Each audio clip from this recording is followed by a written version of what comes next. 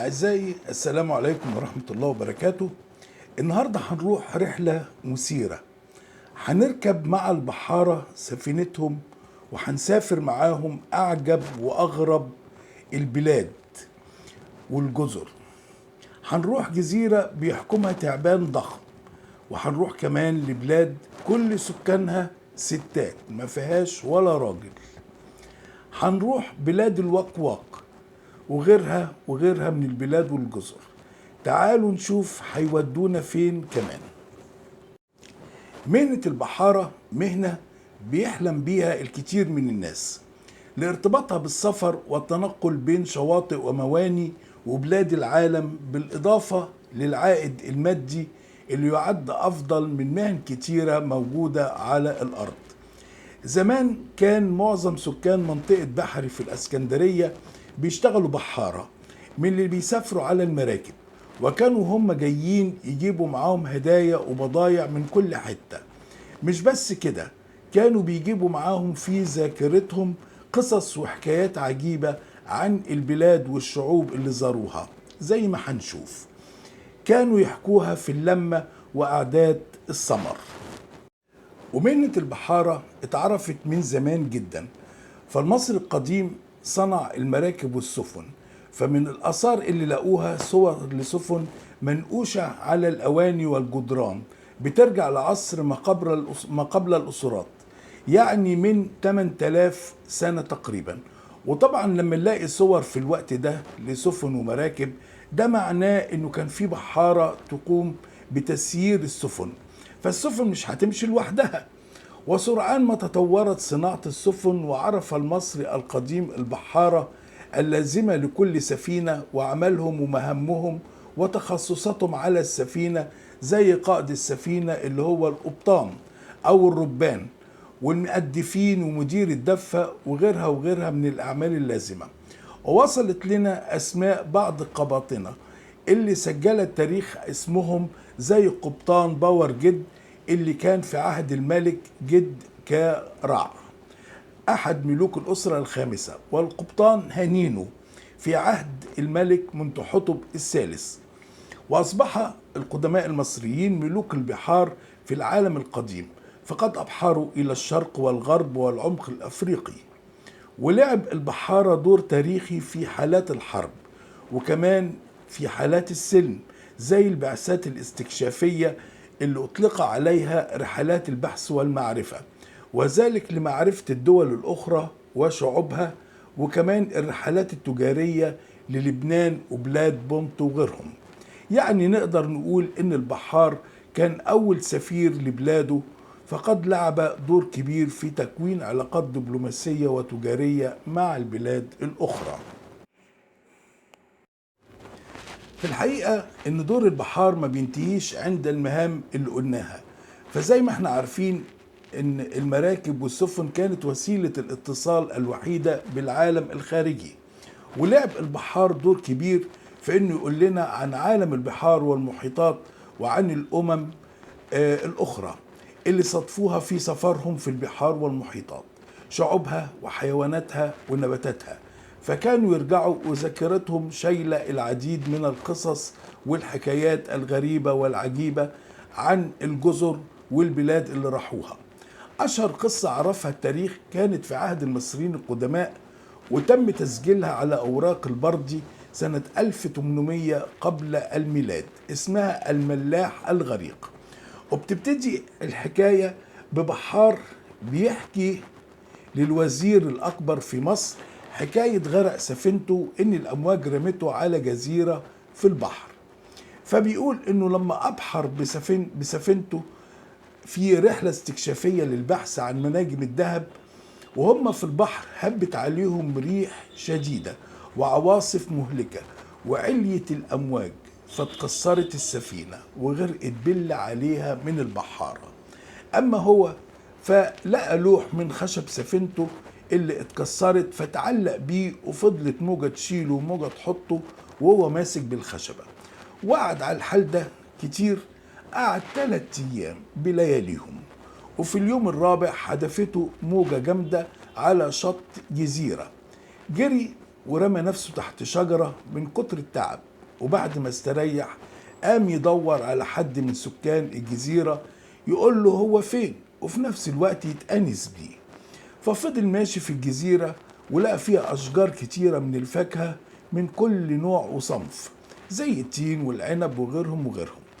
وكمان لقى أراضي مزروعة ملهاش آخر، لكن ملقاش عليها ولا إنسان، فكان سكانها طيور وحيوانات من كل نوع، ده عيش قرد وده في أفيال ودول زراف.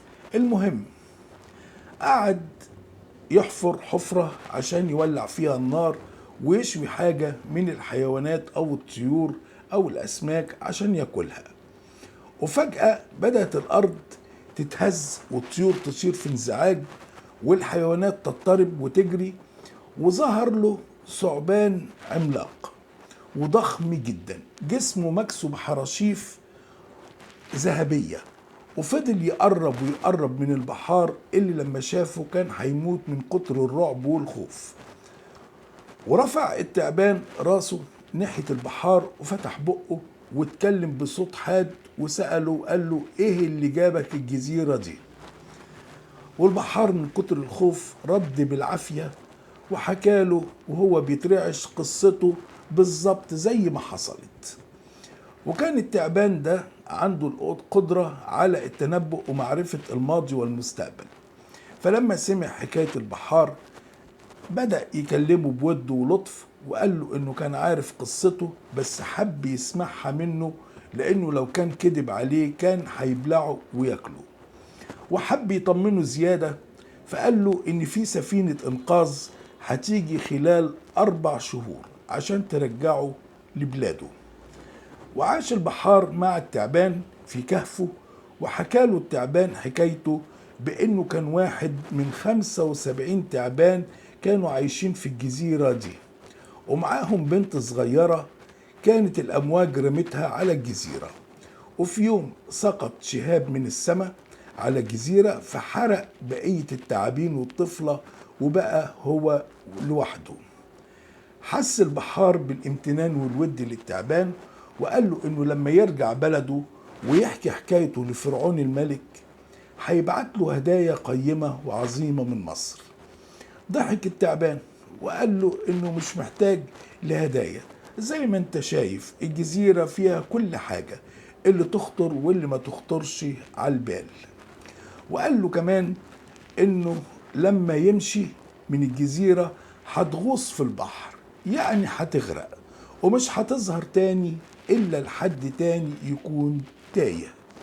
وبعد مرور 4 شهور وصلت السفينة وأهدى التعبان للبحار هدايا قيمة، وأبحرت السفينة وبص البحار على الجزيرة وشافها وهي بتغوص وتغرق في البحر حتى اختفت تماما زي ما التعبان قال له.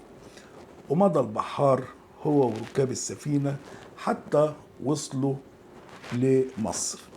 دي قصة الملاح الغريق اللي لسه العلماء لحد النهاردة بيختلفوا بشأنها، فبعضهم شايف إنها قصة غير حقيقية تماما، وبعضهم شايف إنها قصة حقيقية ولكن بها الكثير من المبالغات والتهويل. وفضل البحار على مدى التاريخ الطويل للمهنة مصدر القصص والحكايات المثيرة والعجيبة اللي اتقالت على لسانهم، وهي كتيرة جدا. فمن قصصهم جزيرة تحترق مرة كل 30 سنة فتاكل النار كل ما عليها من كائنات وموجودات، وبعدين تظهر كائنات وموجودات أخرى تقعد 30 سنة وبعدين تحترق بعد 30 سنة إلخ. والجزيرة اللي يشوفها البحارة من بعيد وكل ما يقربوا منها يلاقوها تبعد عنهم. جزر لناس بياكلوا لحم البشر، جزيرة بيها أشجار كبيرة وعالية سكانها يشبهوا البني آدمين لكن ما يمشوش على الأرض، لكنهم بيطيروا من شجرة إلى شجرة. جزر كل سكانها من النساء ما فيهاش ولا راجل، ويتم الحمل من ثمرة شجرة عندهم يأكلوا منها فيحملوا وما يولدوش إلا إناث، يعني ما يخلفوش إلا بنات.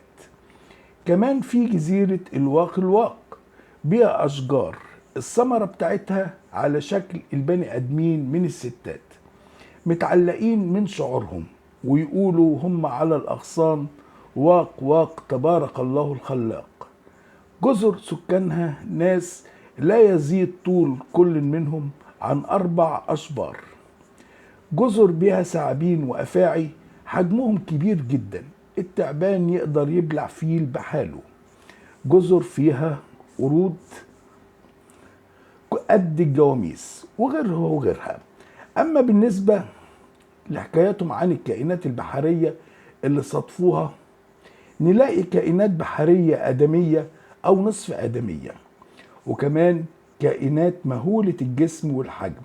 الواحد منهم قد جزيرة في عرض البحر، تنبت على جسمه النباتات، ويفتكروه البحارة جزيرة فيرسوا بالمراكب والسفن بتاعتهم عليه.